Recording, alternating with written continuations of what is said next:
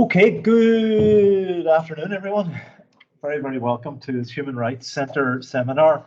We have an in-person audience and we have an online audience as well, so you're all very welcome indeed. I'm Professor Colin Harvey.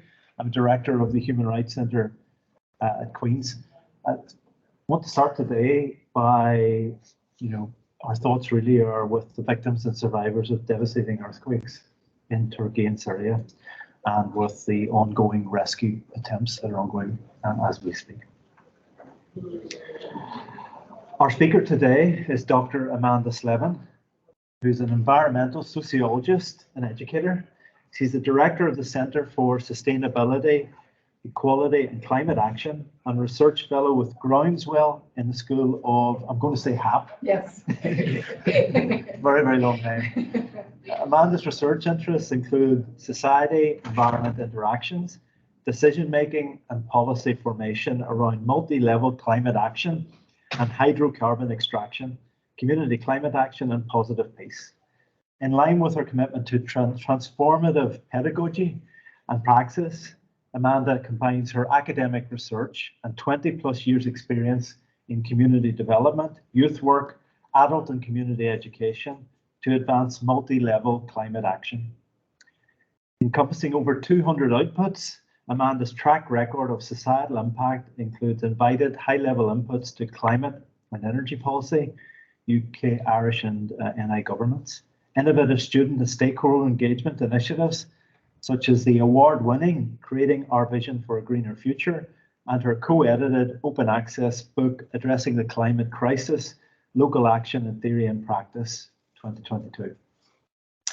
In addition, Amanda co-founded Belfast Climate Commission, chairs its Community Climate Action Working Group, and as chair of Climate Coalition Northern Ireland, she played a leadership role, as many of you will know, in the social movement behind Northern Ireland's first Climate Change Act, proving that the Assembly can actually do things when it is up and running and operational.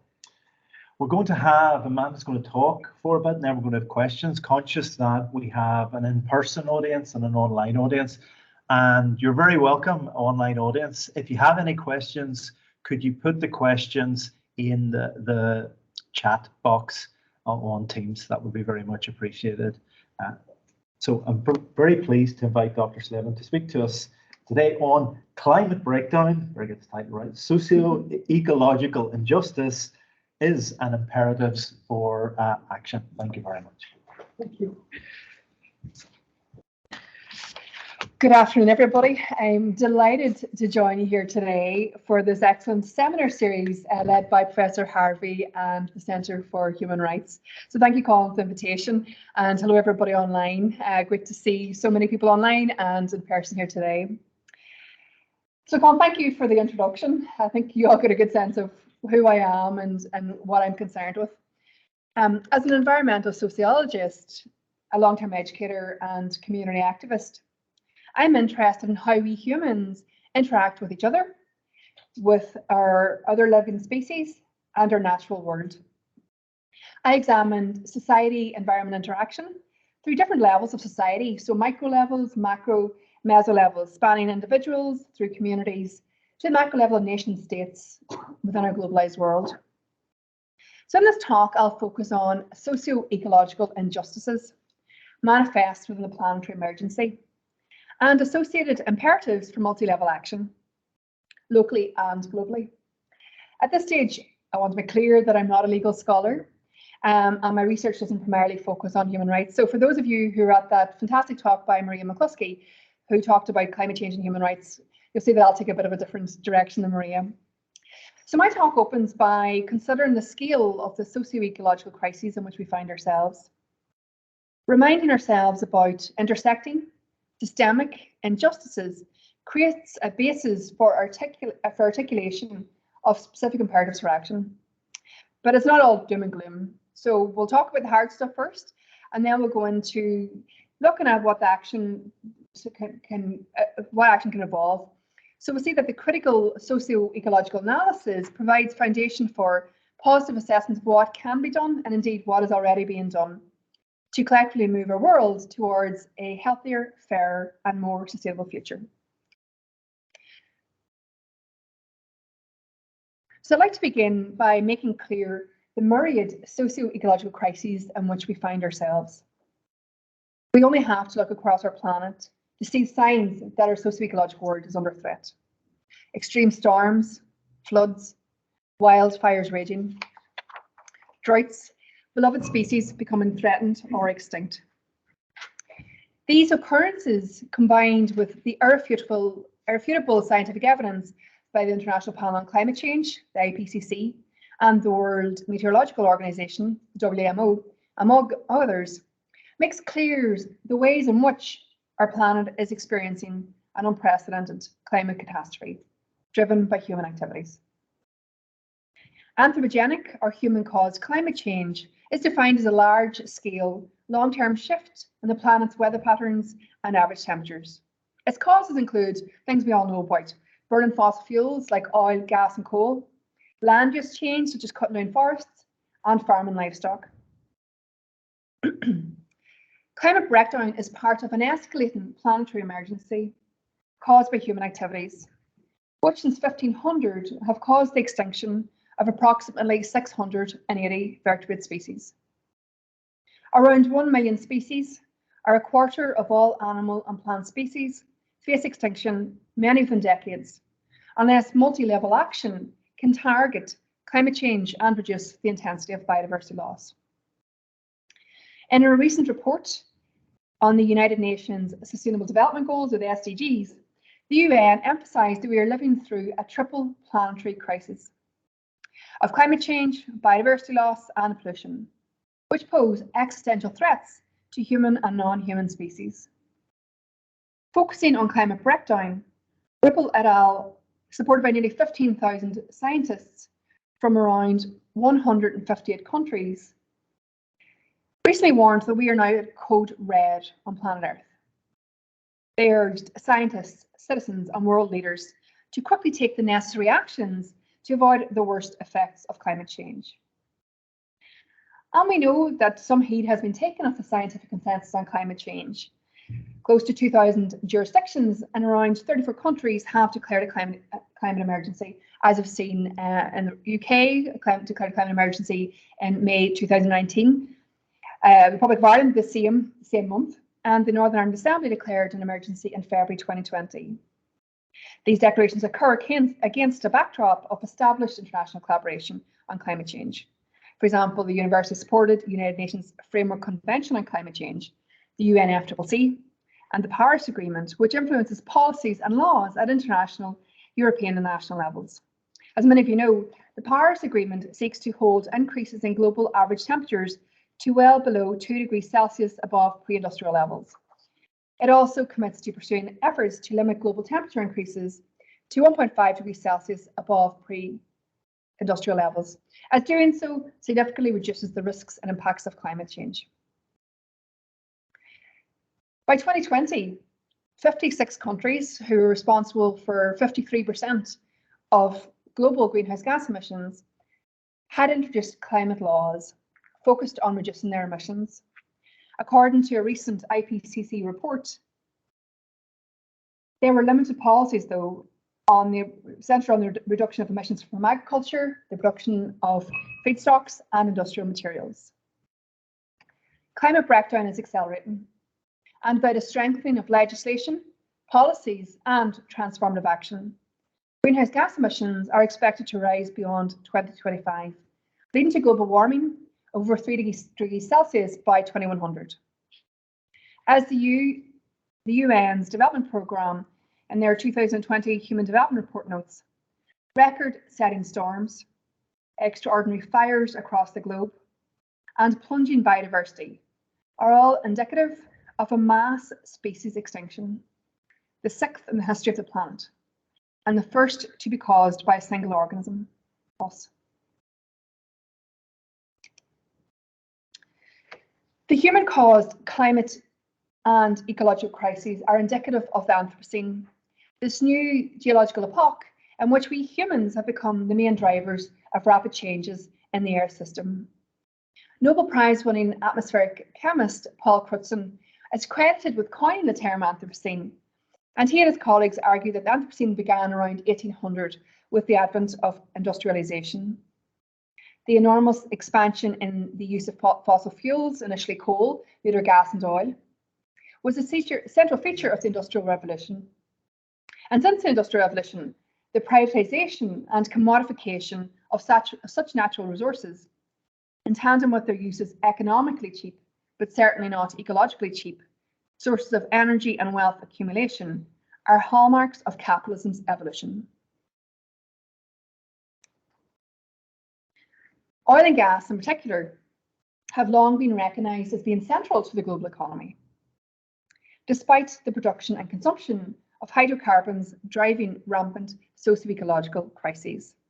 Take, for example, the Niger Delta in Nigeria, which has experienced widespread socio-economic, political and environmental devastation wrought by international oil companies, often in partnership with the Nigerian state.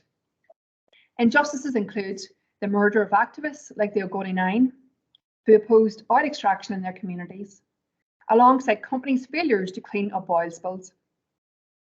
Close to 14,000 people from 2 communities are currently taking a court case against Shell for failing to clean up pollution from its operations, which the community say is responsible for devastating the water sources and damaging their way of life.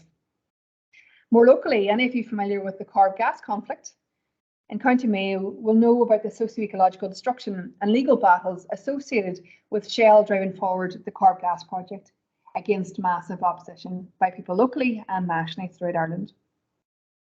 Against a backdrop of environmental injustices and human rights abuses, Shell recently announced its highest ever profits, celebrating over £32 billion in profits made in 2022, which was double its profits from the previous year.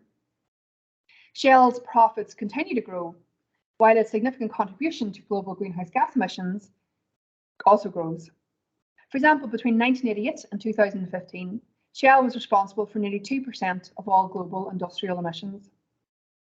In 2017, Shell produced around 3.7 million barrels of oil equivalent per day, and was responsible for around 84 million tonnes of carbon dioxide emissions that year.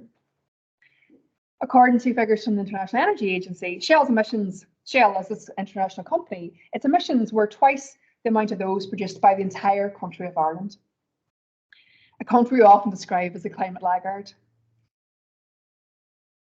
I'm conscious it's all really heavy stuff. It gets a bit lighter in a wee bit, but I want to really make clear the different crises in which we're experiencing. And we can see these crises manifested in figures like the cumulative greenhouse gas emissions that we often hear about. So we know that these greenhouse gases come from the production and consumption of fossil fuels and other sources, which are driving climate breakdown. Carbon dioxide and methane continue to grow even during the pandemic, despite shutdowns, and CO2 or carbon dioxide levels are now higher than any time in the past 3.6 million years. According to the IPCC, 58% of historical cumulative carbon dioxide emissions occurred between 1850 and 1989. The remaining 42% of emissions occurred in the past 30 years. So that means that despite the established scientific knowledge on climate change, amidst growing international legal and policy responses, humans have sustained and indeed accelerated damaging socioeconomic pathways underpinning the triple planetary crises.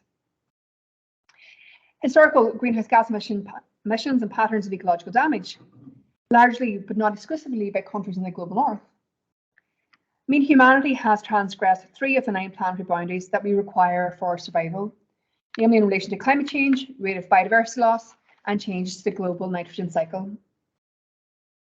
As Ripple, Rockstrom and others have stressed, planetary vital signs show very troubling trends, along with little progress made by humanity to address climate change. And of course, there are massive injustices inherent to both the lack of inaction and the consequences of climate breakdown as we see it. One of the biggest socio-ecological injustices relates to who adds the most greenhouse gas emissions to the atmosphere and who suffers the worst consequences. The IPCC recently highlighted that 10% of households were responsible for around 34 to 45% of global consumption-based emissions. Meanwhile, the middle 40% produced about 40 to 53% of emissions, while 50%, so 50%, over half the global population who had the lowest incomes, contributed just 13 to 15% of emissions. So in other words, only 10% of the world's population is responsible for up to 45% of emissions, yet 50% of people among our poorest global brothers and sisters contribute less than 1/3 of the wealthiest people's emissions. While greenhouse gas emissions have grown in most regions of the world, cumulatively since 1850 to present day, emissions patterns are unevenly distributed. For example, as you can see here, North America is estimated to have caused 23% of all historical cumulative carbon dioxide emissions between 1850 and 2019. So the US's emissions is equivalent to the combined emissions of Southeast and Pacific areas, 8% emissions, Africa, 7% of emissions, Australia, Japan, and New Zealand, 4% of emissions, and Southern Asia, 4% of emissions. There's massive disparities in who creates the gases and who is most affected. And we can see that through looking at some data on the most vulnerable areas. According to research by Verisk Maplecroft, around 95% of the, over 95% of the 234 cities most affected by climate change and considered extreme risk are in Africa and Asia.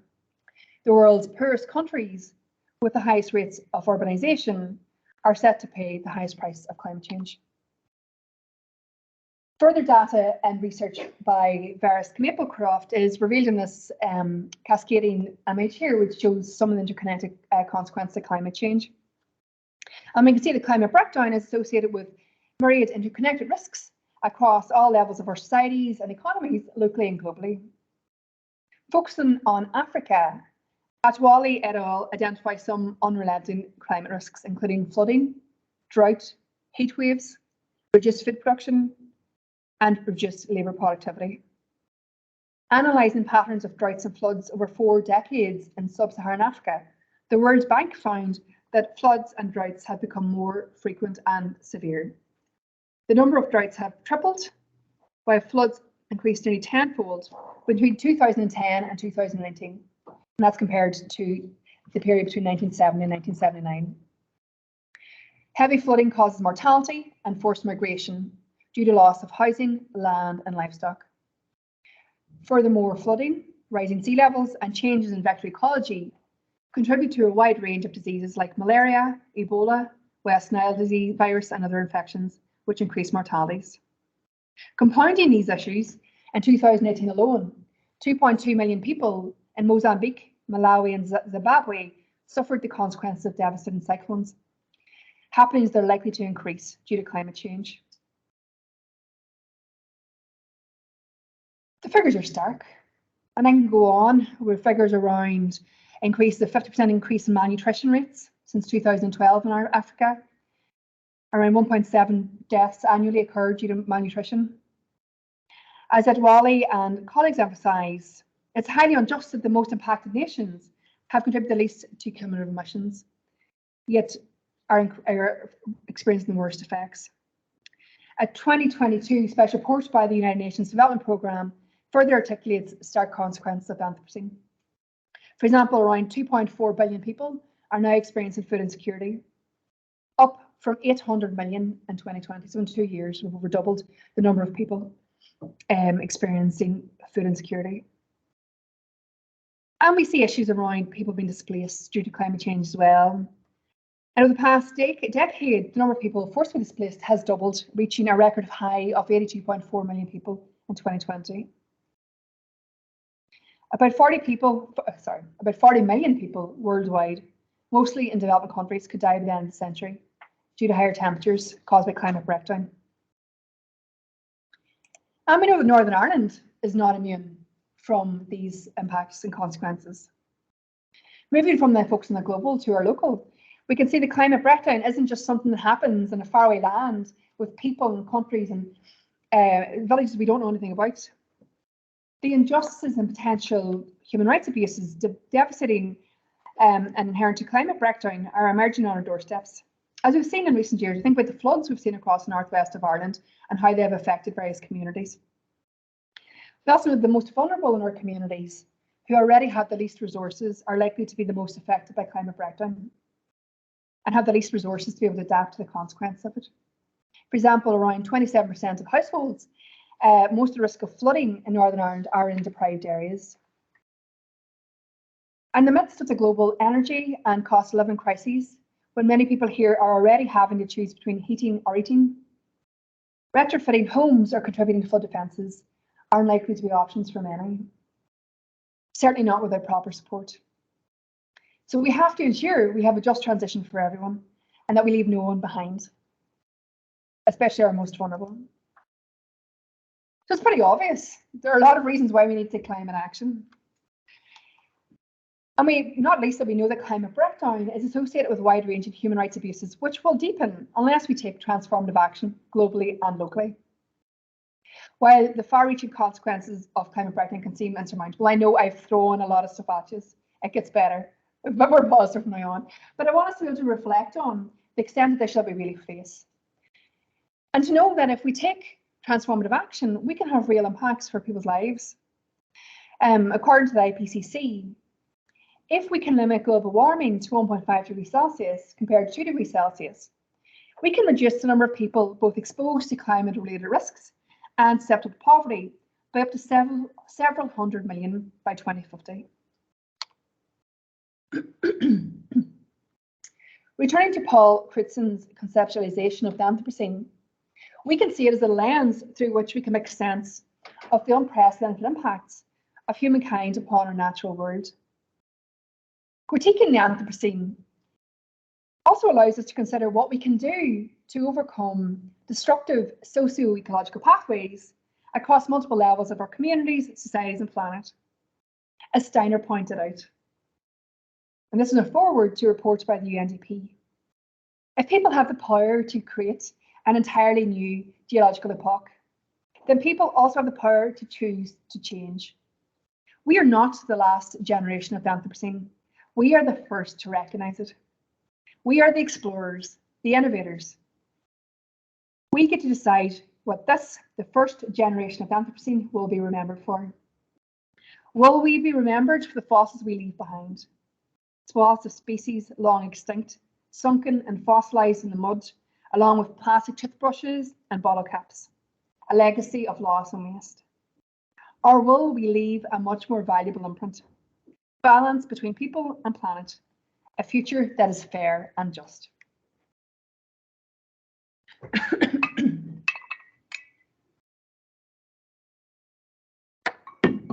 Already we're seeing brilliant examples across our islands and internationally of where people are taking action, affecting change at different levels of their communities and societies and our planet overall, so we can move collectively towards a better future. Some examples include NI social farms and gardens. We're seeing people coming together to reduce dependency on large-scale food production systems to grow their own food collaboratively. We're seeing the Repair Cafe to help reduce and reuse and recycle. Drumlin One Energy Co-op, where people are coming together, generating their own energy. And the Clough-Jordan Eco Village in County Tipperary, Ireland's first eco village, where we're seeing all these things coming together. Food production, energy production, communities working together to live healthily and sustainably. Bottom-up and top-down approaches to sustainability and climate action also include examples of climate litigation, like we've seen through Climate Case Ireland and our agenda, which involves citizens taking their governments to court for failing to take sufficient climate action. I'd like to briefly focus on another example of people power, one in which I was actively involved, as Colin mentioned. In July 2020, I was honoured to become the first chairperson of Climate Coalition Northern Ireland, a network of environmental NGOs, businesses, students, academics, farmers, international development agencies, and other civil society groups. We came together to facilitate cooperation between organisations to drive appropriate climate action in Northern Ireland. Our community of interest subsequently became NI's largest movement for climate action, with our member organisations representing about 400,000 people across NI. Sorry.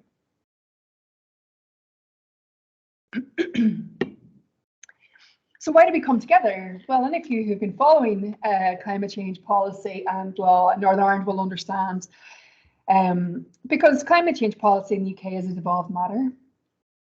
And despite the UK's 2008 Climate Change Act, until last summer, Northern Ireland was the only part of these islands which did not have its own climate legislation or dedicated policies for climate action. The lack of legislation meant serious climate inaction, despite efforts by different bodies that include the Assembly's own inquiry into climate change during 2008-2009, advice on potential policies and legislation provided by the UK Committee on Climate Change over more than a decade, and various reports by the Assembly's own researchers. By early 2020, NI still did not have its own climate legislation or policies. The New Decade New Approach Deal in January 2020 stated the executive will introduce legislation and targets for reducing carbon emissions in line with the Paris Climate Change Accord. The executive should bring forward a Climate Change Act to give environmental targets a strong legal underpinning. In February 2020, the Assembly passed a motion declaring a climate emergency. So we thought, finally, we're going to see some action. And 5 months later, the Assembly passed another motion calling for an urgent Climate Change Act to be introduced within 3 months. However, the DUP Minister, Edwin Poots, then Minister for Agriculture, Environment and Rural Affairs, publicly challenged the extent of the climate emergency and refused to commit to a timeline for legislation, despite the Assembly passing a motion calling for urgent legislation. In subsequent media commentary, Minister Poots described the request for an urgent climate act as impossible.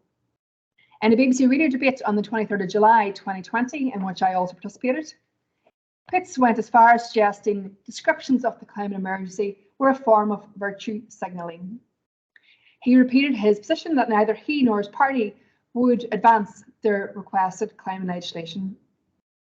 It should also be noted that Minister Poots was Minister for the Environment in 2009, when the inquiry into climate change recommended emission reduction targets, and he then also failed to devise any sectoral targets or climate legislation. So in the absence of effective political leadership on the climate crisis, in autumn 2020, we in Climate Coalition Northern Ireland began to work with independent legal experts to draft a climate change bill for Northern Ireland. We had a fabulous team of experts, including Anurag Deb, a PhD researcher here in Queen's School of Law, who was the lead drafter of the climate bill. So along CCNI input to the bill, we facilitated discussions with cross-party, cross-community MLAs on the draft bill. The resultant private members bill was co-sponsored by Philip McGuigan in Sinn Féin, Mark H. Durkin, SDLP, Steve Aiken, Ulster Unionist Party, John Blair, Alliance Party, Claire Bailey, Green Party, Jerry Carroll, People for Profit, Claire Sugden, Independent, and Trevor Lunn, Independent. Our unique partnership culminated in Northern Ireland's first climate change bill being submitted to the Speaker's office as a private members bill on the 3-month anniversary of the July motion, when Minister Poots refused to drive forward urgent climate legislation. And on 22nd of March 2021, history was made when the PMB was introduced to the Assembly. As the PMB's lead sponsor, Claire Bailey, pointed out, the private members bill was a truly groundbreaking effort and a significant achievement given the often polarised nature of politics within Northern Ireland. We did, civil society movement did, what no political party could do. We brought people together for the first time to drive forward climate legislation. And our bill was ambitious. Following precedents set by countries like Scotland, Germany and Sweden, the PMB sought to make Northern Ireland a net zero, carbon, climate resilient and environmentally sustainable economy by the year 2045.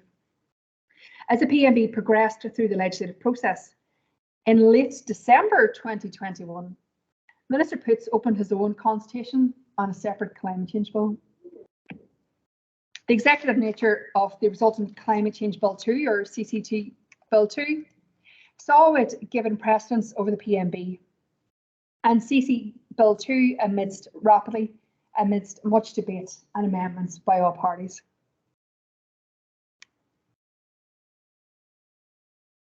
Three months later, Northern Ireland's first climate change bill was granted royal assent in June 2022.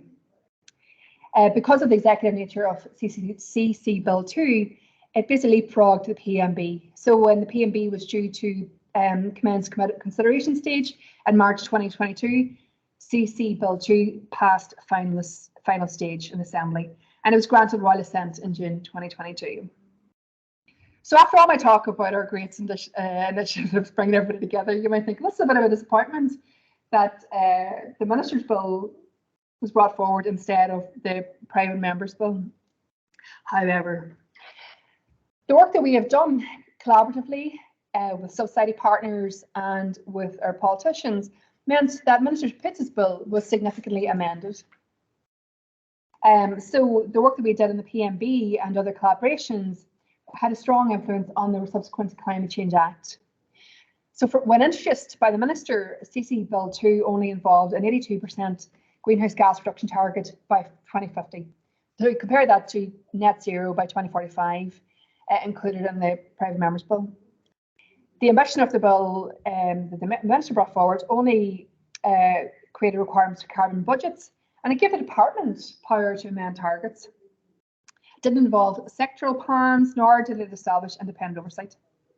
But following our interventions and political interventions, CC Bill 2 came to incorporate aspects of the PMB and had a net zero target, a low of 2050 by 2040. It had sectoral plans, carbon budgets, just transition principles, and amendments meant the Climate Act. It actually included features that weren't in the PMB. So we saw a Just Transition Commission, a Just Transition Fund for Agriculture, a concern for nature-based solutions to enhance biodiversity, protect and restore ecosystems, and help reduce emissions. Although we saw in the wake of intensive lobbying by dominant actors within the corporate farming sector, contrary to our efforts within the subsidy network that included nature-conscious farming organisations, the resultant Climate Act entails split greenhouse gas targets. Methane, which is primarily produced by agriculture, will only be subject to a 46% reduction by 2050, compared to the PMB, which sought net zero emissions for all gases by 2045. An argument can be made that the shift to accommodate the intensive farming sector might undermine the ambitions of the Act, and indeed might undermine the 2050 net zero target, as some outputs by the Committee on Climate Change have stated. As agriculture comprises 22% of NI's emissions, this 46% reduction target is a significant exemption for agriculture. Yet from having no bills to 2 climate bills, and finally to having a Climate Act in the space of 2 years, we can think that climate action finally seems underpinned by political support. And a very welcome feature of the resultant Climate Change Act is the just transition principles that are embedded within the Act. And these seek a fair transition, including climate resilient and sustainable jobs and support for our most vulnerable people. It also seeks to reduce with a view to eliminating poverty, inequality, social deprivation and gender inequalities. However, the absence of our Assembly may slow progress of associated policy development and implementation. As I've highlighted throughout this talk, there are many socio-ecological injustices inherent to climate breakdown as one of 3 pressing planetary emergencies. All of these injustices are imperatives for action. Yet is there a greater imperative for action than knowing that our species is destroying the basis of our very existence? We literally cannot survive without the fresh air, water, light, food and many natural resources provided by nature.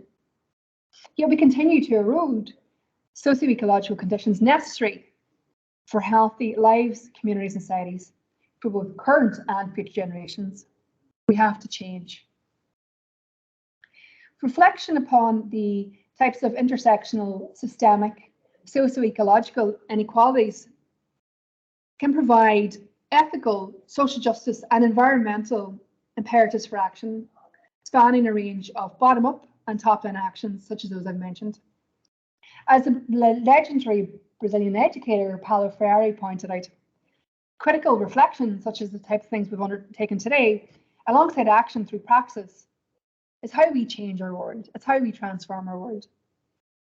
Transformative changes across all domains of our world are required simultaneously to enable real sustainability in climate action. These changes have to encompass socio-economic, ideological, scientific, technological, political, legal, cultural, and environmental shifts. Given deeply embedded, largely unquestioned, ideological attachments to the neoliberal status quo, combined with structural resistances, power dynamics, and vested interests, a transformation of thinking and action individually and collectively is essential. Each of us can think globally and act locally. And those of you with legal expertise have unique opportunities to affect change. For example, through keep it on the ground efforts to stop hydrocarbon extraction. Climate litigation, like we've seen through Climate Case Ireland and our agenda, is an important avenue, as are the collaborative efforts that we've seen through Climate Coalition Northern Ireland and the evolving rights of nature movement, in which our dear colleague, Dr. Peter Doran, plays a key role. In the midst of the greatest socio-ecological crisis our world has ever experienced, there's an onus upon all of us to take action across all levels of our social and natural world. Moving towards a sustainable future necessitates transformed ways of thinking, being, and living with each other, within our communities, societies, and planet. We know that carbon taxes will not bring the transformative changes that are needed, especially not for people living day to day, wondering how they'll make it at the end of the month. We need inclusive, participative approaches to climate action that leave no one behind. And these have to start in and with communities as a key locus of relationships and social organisation. As the short examples of climate action demonstrate, we can co-create communities to critically imagine and co-create pathways for a sustainable future for all of us who share our island and our planet. In doing so, we have opportunities to move towards positive peace, living sustainably together and within planetary boundaries, as part of an interconnected web of diverse communities at local, national and international levels. So thank you for listening. Look forward to your questions and comments. Thank you very much, Amanda. That was brilliant, fantastic. Now we have some time for questions and comments and feedback. If I could ask our online audience if you'd like to put any questions in the chat box, we'll come to that in a moment. But while you're thinking of some questions, I just want to start by asking a question about the Human Rights Centre. We're very much involved with wider community activism around rights issues. Just what your experience was, or any lessons learned from that whole collaborative effort that led to the Act, you know, what the experience taught you about that, and lessons learned, and anything you'd like to share with online and in-person audience. I think it was very, very useful. Great, thank you. Absolutely, thank you. Experience and lesson learned. Well, Colin, as you mentioned earlier, I was a community worker for over 20 years, and I still engage in various forms of community work. So I'm used to working with diverse communities and working with people with very diverse interests. And the experience, I suppose, of directly being involved in politics in that way was quite new for me. So that was a very interesting space to try and facilitate collaboration between parties that don't naturally collaborate, as we've seen through all the crises in the Assembly in recent years. So lessons were around the skills that we need at a human level, and the abilities and the commitments to making a better world that's needed. There's something about, I think when we're honest in our intentions about wanting a better world, I think people can value that regardless of what our political affiliations are, what our religious backgrounds are. I think that in creating that space for collaboration between these different politicians and our coalition, we had farmer groups who were members, we had environmental groups, businesses, a whole range of partners. And I think there's something about when we have that intention of wanting to do good and wanting to listen to people and bring people with us, people respected that. So something about the personal approach that we take, about the willingness to keep trying and being able to negotiate and discuss. It wasn't easy. The first few months, the 3 months of developing the bill, thankfully we had amazing legal experts who were doing the hard part. We were doing the policy and political part. But that was quite challenging, trying to bring everybody on board, trying to agree shared goals, trying to have consensus. So all that was very important. But I think a key lesson is stick with it, be true to your values, and be committed to co-creation and bringing people with you. I think that was important for us. That's really, really useful. I think it's helpful for us there. So over to online. I want to see something. Maria is typing there. It says on screen. Anybody like to share a reflection and let us know who you are. So very interesting talk. Should all companies pay an environmental tax for the damage that they are doing, and at what level is that going to be? If you want to go on that way, at what level can that be enforced, and what percentage should that tax be?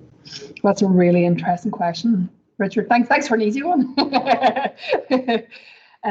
Absolutely, I think that all companies should be forced to pay environmental taxes. You know, we sometimes hear economists talk about big corporations and they talk about externalities. So they talk about the impacts on the environment and the consequence for people and all these other issues. It's just something that happens outside, but it kind of doesn't really matter. It's external to the core business of making profits. So there's a massive shift needed to make sure that companies are paying the full price of their operations. Now, we've seen an example of Shell. The devastation they've caused Nigeria is horrendous and still continue to cause. Despite making 32 billion last year, they could have easily committed a share of that towards cleaning up the Niger Delta. They haven't done that. So they should be forced to clean up the Niger Delta. They and other super majors that have created that damage, that have destroyed people's lives, as well as paying compensation to families that have been murdered because of their opposition. So there's something about the environmental tax. Absolutely, we need high environmental taxes. We also need to ensure that companies pay a full price for the social and ecological consequences of their actions. There's also something too more broadly about how decisions are made around resources, about who owns them, how they're produced. So my doctoral research was on gas and oil extraction in the Republic of Ireland, compared with other countries up to Norway, looked at a global scale. There's also something about, in Ireland, we had this neoliberal view that any sort of resources, whether it was minerals, gas and oil, the state owned them and claimed ownership within this legislation, and then transferred rights to companies. So this idea that any natural resources, state can claim it and then allow people to privatise them. There's also the piece around who owns natural resources, how are they used, and states, there's an obligation on states to make sure that any resources are managed sustainably, and under the question of what actually do we need to produce. You know, we know now we don't need to keep producing new oil and gas fields. We know we need to move towards renewable production, and there's no response us to force governments to actually completely review how they manage resources and the direction that they take. So I hope that answered your questions. I can't quantify the amount of tax. I don't. Some companies don't think they could ever pay enough tax to compensate for the work that they damage that they cause. There's a question from Brendan on not just companies, but what about individuals? Should they cut contributors to government but they're not paying this? Yeah, absolutely, Brendan. That's a great point. Thank you very much. Yeah, as I pointed out, about 10% of people globally are responsible for about 45% of emissions. And we know that the richest people in the world are most responsible, you know, in terms of their activity. So yeah, they should be required to pay a carbon tax. And that really goes to the core of just transition and wealth distribution. We see now, particularly in the Republic of Ireland, the idea of carbon taxes, and people are struggling. People living below the poverty line are struggling to heat their homes and being able to afford transport. And yet there's a regressive tax. You know, that the richest aren't paying their fair share of taxes. So I think that there needs to be a review, and absolutely the biggest emitters as individuals and companies should pay for their actions. Right. Anybody else like to? I'm just wondering what you. Who are you? Oh, sorry, I'm John Osborne. I'm in the fiscal and the HAT school as well. Oh, very good. In international policy. I'm just wondering what you see as justice in this term, in this sort of context, because we're talking about taxes and we're talking about financial penalties. And you mentioned in your talk some communities who successfully held governments to account, for example. How do we make sure that financial penalties are being translated to correct the actions or inactions, if you like, Mhm. that the governments have or haven't taken. Mhm. Do like ring fence funds, for example, to be specifically for certain actions. Mhm. That's a really interesting question, John. Thank you. And I should make clear that financial penalties are not the only solution. If we look at how states function themselves and the way in which policies and legislation are often shaped, it's to protect particular interests. If we think about, private property and the rights to enshrine private property and the rights that, the protections some companies have that allow them to get away with environmental and social degradation as well. So initially they're broadly about policy formation and then broader trends in political economy. So when we think about justice, financial is one element, but socio-ecological is one element, is a really key element. And that's often really missing from discussion around climate action. On one hand, the remedies for climate action are seen as more taxes, so we'll put more carbon taxes on. We'll have in the South, the Climate Change Advisory Council will often talk about carrot and stick approaches. Some financial incentives to tell people bring about change. That's not enough. We need to rethink and whose interests different forms of policy are shaped. How do we ensure that policy and action is underpinned by genuine sustainability? So again, we hear about sustainability being co-opted and talk about financial sustainability. It's all about ever-growing profits. That's not real sustainability. How do we ensure that there's genuine merit and awareness paid to the intersections between social, ecological and environmental, social, ecological and economic interests? So as we try and come back from that, we have to reconfigure and understand what sustainability actually is. That has to be mirrored in policy formation, and that's going to involve a massive bit of work with politicians, with civil society, and we also have to ensure that policy takes account of not just financial incentives and policies, but there are things about bringing people with us in the journey. So as a community worker, it's very key for me. We need to have spaces at a community level to bring people together, to have these sort of conversations. So people can understand what their thoughts are, they can understand what they're sharing, they can understand what their gaps in knowledge are, to look at them building from that, co-creating decisions at a local level. That's not standard. Those sort of things need to happen. I hope that answers your question. Okay, thanks, John. Anybody else like to? Hi, I'm Karina. I'm the PhD student at the School of Law. Do you think the time is right now to have ecocide recognised as an international crime? Absolutely, yeah, absolutely. Ecocide does, absolutely. We're in the middle of a sixth mass extinction. We know that for a long time humans and activities and damage towards a variety of other species are causing this crisis. So yeah, absolutely, ecocide should be a recognised crime. Thanks, Karina. Anybody else like to? Okay, any online? Well, I'm just going to keep this potentially a protocol-free zone. I'm sure that's under discussion today, but I suppose the question might be a Brexit question. A lot of the discussion around Brexit, there's concern about regulatory divergence and the environmental impact of all that. Without going down the, what's your sense of that? The impact of Brexit here in relation to environmental protection in the longer term. Yeah, it is a really concerning issue. Not least because nature doesn't know any borders. Politically constructed borders doesn't shape our air. They don't stop our air circulating. They don't stop rivers, birds, migration paths. Our physical geology and our planet and our islands, it wasn't shaped by political decisions. So the impact of Brexit, I think, is potentially very significant for environmental protections, and the recognition that there's something about the European project that helped us recognise that we're bigger than our nation state. We're bigger than our political affiliations. We are all in this together, and I think Brexit has an impact on that too. And we need that collective thinking to respond to the climate crisis. Now, I think there's some opportunities for hope, particularly in Northern Ireland. If we think about the Climate Act, recognise the transboundary nature of climate and recognise that climate action in Northern Ireland has to account of what's happening in the UK broadly and in the Republic of Ireland as well. So some grounds for that hope there, but I think potentially we can see the Brexit could have very damaging. And in fact, my colleague Vivian Gervais in School of Health does a lot of work on this, and I encourage anybody who's interested in Brexit to check out Vivian's work on that. Absolutely. So there's a question of Maria. Brilliant presentation, Amanda. Thank you for all your work. My question is, what are going to be challenging aspects of the transition here for our agricultural sector? Is it the infrastructure, technology, political will, a combination of all of the above from Maria? Thank you, Maria, and great to see you online. Yep, and especially it's great to have this conversation after your fantastic talk for Christmas. I think there's going to be lots of very challenging aspects for agriculture. Again, colleagues of ours in HAP, John Barry and Sean Fearn, have done really interesting work looking at inequalities within the farming sector already, and some of the inequalities around a just transition. Not least that we're seeing the share of wealth distribution become more skewed in the farming sector. So we're seeing increasing number of smaller farmers with less land, with less wealth, a larger percentage of large-scale industrial producers.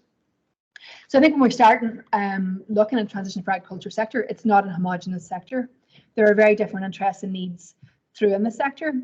And as we have found in the coalition, we worked with Nature Friendly Farming Network. We engaged with the UFU as best we could. We engaged with Farmers for Action and other groups, and we really heard the variety of perspectives and issues that people were facing, getting their head around climate action, but also what the transition is. So it's interesting, Maria's question about infrastructure. There's some recognition that infrastructure is going to be an issue. Technology political will. I think a certain issue is the existing inequalities within the agricultural sector, the range of vested interests, and some reluctance towards change. We know that some large producers make an awful lot of money undertaking actions that are not necessarily good for the environment. There has to be some political will to change that, but there also has to be engagement work with farmers. I don't believe the farmers want to damage the environment. We know that people farm because mostly I think they feel entitled and attached to land. I came from a rural background myself. There's a sense of being in and with nature and growing nature and wanting to make the most out of your land. I think a lot of farmers feel that as well. But I think there's recognizing where people are at, the difficulties people face, the need for transformation of political will, but also absolutely, as Maria's pointed out, we do need investment in infrastructure, technology, and a genuine acceptance that we all have to be in this together, and we all need to have conversations and co-create the solutions that are needed. And just thinking about what was going on in Sharm el Sheikh at an international level, on how the polluting countries could be involved in paying reparations to the others. How would that work at a national level? Rather than thinking just of raising taxes for wealthy people, is there a way in which climate activists can put a figure on what kind of a reparation fund could or should be created nationally or regionally? It seems to me that it's perhaps easier to create a fund and then have a process for allocating it, rather than just to leave it to taxation. Yeah, that's a really interesting set of questions and topics there, Tom. Thank you very much. Yeah, absolutely. We can't just leave. We can't just think that taxation will solve these problems. It won't. We need a fundamental transformation in how we do things. And I think that, as you've suggested, a reparation fund could be a really useful way of providing investment needed to help countries make transition and help adapt to the consequence of climate breakdown that we're already seeing. So we absolutely, mandates for reparation funds are key, but that also has to happen. There has to be stronger penalties for the emissions that are already happening. To look at the US, responsible for nearly a quarter of all global historical emissions. Some countries have to pay for that. There has to be a level of responsibility, a global responsibility. We all share this planet. Why do some countries get to do what they want whenever our poorest brethren are the worst affected? There's a massive injustice there. So reparation funds, Tom, yeah, all for it. Absolutely, I think there's, and we see that during the different conference of the parties discussions where countries are and actors are coming forward looking for greater reparations for countries. But we need that. We also need, I think, the most big splitters to pay more. Not just in tax, but in fines, like if the cautions on fines and ecocide and all these sort of things as well. I think we need a whole suite of activities urgently. Okay. This is maybe a question for you both, given the strong your interest in rights of nature. I, in the past couple of years, I've taken a great interest in the rights of nature approach as well. But one of the obstacles that I see specifically in Northern Ireland is, I think we're the worst country in the world for biodiversity loss. I think we have the lowest rate of forestation in the UK, which is, or was at least, the worst in Europe. Like, how do we motivate people? How do we incentivize people? How do we engage people with those sort of movements whenever that isn't here? Do you know what I mean? Like, how do people care about what they can't see? The idea of bringing it back is important for sure, and kind of like fostering that growth, of course. But I understand it's easy to say to us who are essentially the choir. How do we engage people who aren't in this room, who aren't part of this group? That's a really interesting question. And I think a lot of it goes back to consciously creating new spaces for people to come together and understand these issues. I don't want to romanticize the past,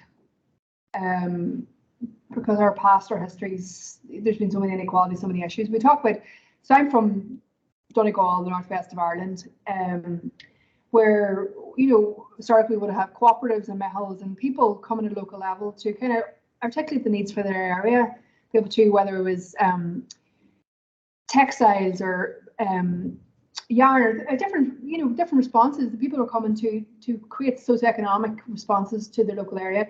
There's something about people coming together in their local area, being able to articulate and understand what the issues are. I always talk about climate action as being a learning process. Absolutely, a lot of people don't understand what the issues are. A lot of people don't maybe not care what the issues are, because we've learned how to be in our society. We've learned to be consumers. Within capitalism, we've learned that who we are is equated with what we own and what we have and our direction, what we're going to buy next. That might seem a bit simplistic, but ideologically we've been shaped to think in certain ways.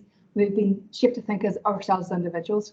So we do require a change of thinking to become more focused on the collective, but also there's a change in attitudes needed at the local level to help people